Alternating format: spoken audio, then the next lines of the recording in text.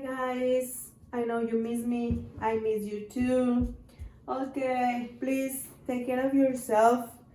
Well, I want you to make a review about the indirect questions. Remember, tomorrow is the exam. So we're gonna start with this topic, okay? Indirect questions. These are the phrases that we are going to use tomorrow in the test. Do you know? Could you tell me? And can you tell me? Before the indirect questions. So first, let's start with the verb to be in present tense. We have the WH questions. Where is the bank? Okay, in the moment that you're going to change it to the indirect questions, remember that you have to use one of these. In this case, we're using do you know. Do you know where the bank is? Okay, as you can see, we are changing the order of the verb to be. Remember, when we change it, the direct question to indirect question, we change the order. Now the verb to be is after the subject. We change the structure from question to like an affirmative structure. So in this case, do you know where the bank is? This is a WH question. That's why you're using where. You are connecting with the WH word. In this case is where, and the verb to be is at the end. Okay, do you know where the bank is? Then we have the yes or no question. Is she at home? So remember, when you have a yes or no question, you don't have a WH word, you need a connector. What is the connector that you need? If, okay? So you're using the phrase, can you tell me if she is at home? So instead of using where, now you're using if because you don't have a WH word.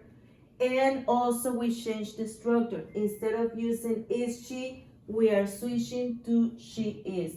First the subject and then the verb to be, as in the structure of a sentence and not the structure of a question. Okay? Then we have the verb to be, but in past tense. This is in present. Now in past tense, we have the WH question. Remember that we use was or were for the verb to be in past tense. So here we have, where were you yesterday? So we have a WH question with the verb to be in past tense, and then we're going to use, can you tell me where you were yesterday? So you're using the connector where because we have a WH word, and then we have the subject and the verb to be in past tense. You switch the order. Instead of using were you, you're using you were. Okay? And here you have the yes or no question in past with the verb to be. We have, was she at home? Do you know if she was at home? One more time. Remember, when you have a yes or no question, you don't have a connector that is the WH word, what, where, or why. That's why you're using the connector if, okay? If she was at home. Instead of saying was she, you're gonna say she was at home. So all of these are with the verb to be in present and in past. Now we're going to see the other verbs, questions with other verbs in present. Okay, here we have the yes or no question. Does she like pizza?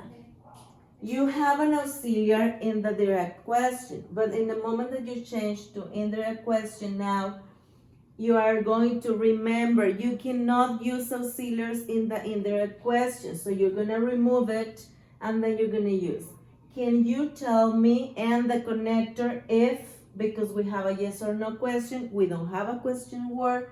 That's why we're using if. Can you tell me if she likes pizza? Now you are adding an S to the verb. Why?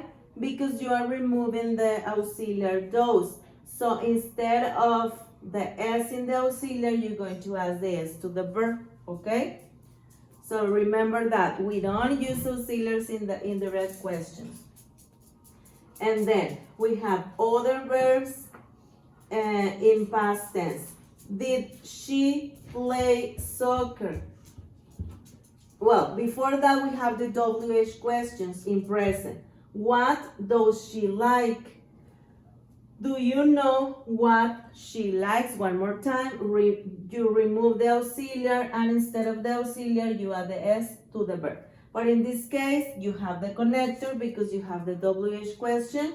So you use what or where or the WH word that you have. Okay? So now in past tense.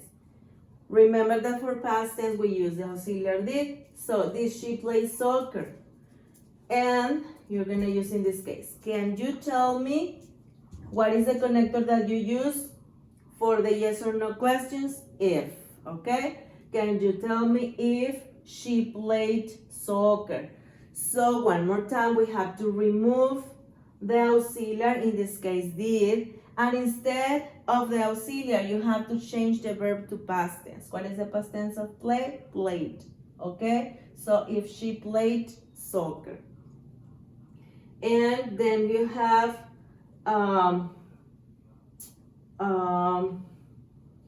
with modal verbs. Well, when we have a modal verb, that in this case we have can she play? Do you know if she can play? You use the connector if and then the modal verb in the same way. And here you have, well, this is the yes or no question in past tense. Okay, guys, I hope this is clear. It's just a review. You have the notes in the notebook, so please check them and study before the exam.